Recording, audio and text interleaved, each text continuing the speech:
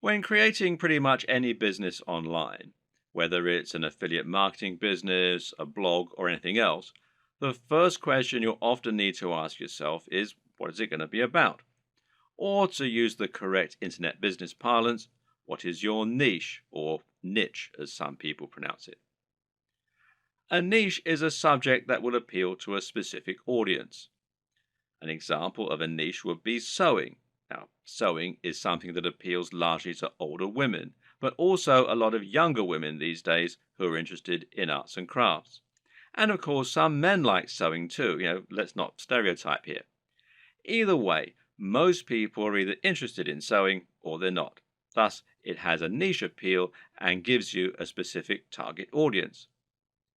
You can go even more niche if you like, though, and choose crocheting or bird sewing patterns. But the more niche you go, the more narrow your audience. Another example of a niche is fitness. Now, fitness is a much larger niche because it will appeal to a huge proportion of the population.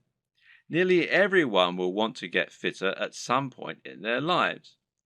It's still a very specific subject matter that will talk to a very specific type of person, but it's a much broader niche. When it comes to internet business, the key often boils down to finding the right niche, and this will often mean finding a niche that has a broad appeal while not being overly competitive. The problem with the health and fitness niche is that you're going to be going up against a huge number of other channels. Some big names in this space include the Hodge twins, Athlean X, bodybuilding.com, Rob Riches, and Elliot Hulse, to name but a few. Many of these channels have been around for years now and have millions of subscribers and huge amounts of money to spend on marketing. That means if you want to go up against them with a video on how to get abs, you might well struggle to get your video to a position where it will actually be seen and clicked on. But on the other hand, a YouTube channel about crocheting cat patterns probably won't get looked for very often and will quickly reach its peak, leaving you with nowhere else to go, and of course a big cap on how much you can possibly earn. So you need to choose the right topic and to find that sweet spot. So how do you find your niche? A good option is to start with the bigger niches and then to focus down and find yourself a smaller sub-niche within the niche. So to start with, let's look at what the very biggest niches are and what the most lucrative ones are.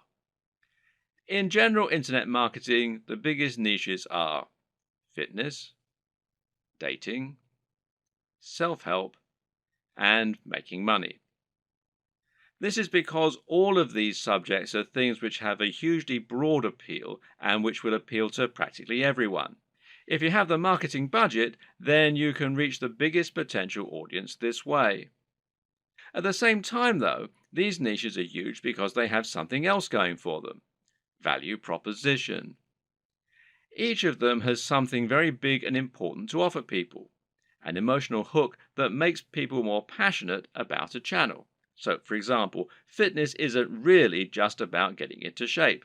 It's about being more confident, sexier, healthier, and happier thanks to your training and your diet. People hope that by watching these channels, they can turn their lives around. The same goes for money and dating. These offer complete lifestyle changes. They let people find love or get more sex. They allow them to travel around the world and to wear nice watches. They have a real emotional hook, and this means the products sold in advertising can charge a lot more. People are much more willing to pay for a book that will make them $1 billion than they are to pay for a book that can teach them how to sew. But YouTube is a weird place, and when you look around YouTube, you'll find that these regular rules only partly hold true. But there's actually a lot of other highly successful content there that is just plain inane, to be quite frank.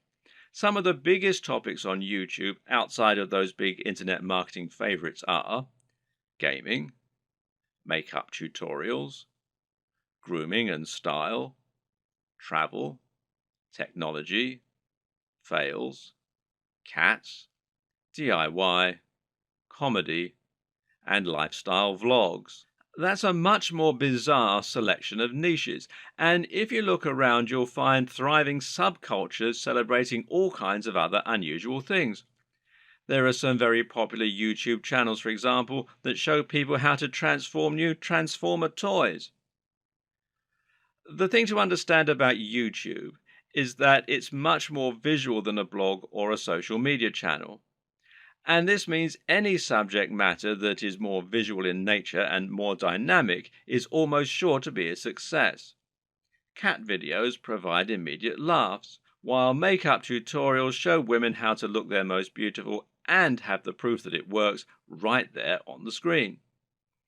And people enjoy watching inane things like vlogs about the everyday lives of YouTube stars because, well, believe it or not, it almost feels like company. People enjoy watching the YouTube channels of people who are like the coolest friend that they'd love to hang out with. YouTube is such a direct, personal format that it's a great way to create almost a relationship with your audience and to thereby make a big impact on them. This works even better if you can sell the kind of lifestyle they find desirable and thereby allow them to live vicariously. A lot of people watch the lifestyle vlogs of rich, attractive people because they want to live those kinds of lifestyles themselves, and of course, a lot of it is fabricated. Meanwhile, watching someone else play a video game and providing a commentary can be a way to recreate the feeling of hanging out with your mates while playing GoldenEye on the N64 in your youth. And at the same time, you're getting news and footage of new games that you might be interested in. So, how do you bring all these disparate elements together into something that will really work for you? Well, that's a question only you can answer. But a good way to start is to take a broad niche that has a wide appeal and then focus down.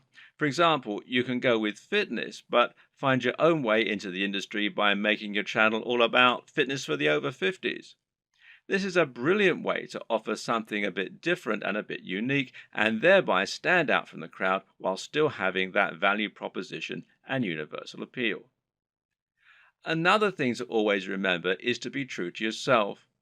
Choose the niche you're most comfortable with, and you'll find you have much more to say on the matter. You'll come across as much more passionate and interested in your own topic, and you'll be better able to inspire your audience to listen to you. I can't tell you which niche you need to pick, but using all this information, hopefully you can come up with something that will have a big appeal while also being true to who you are.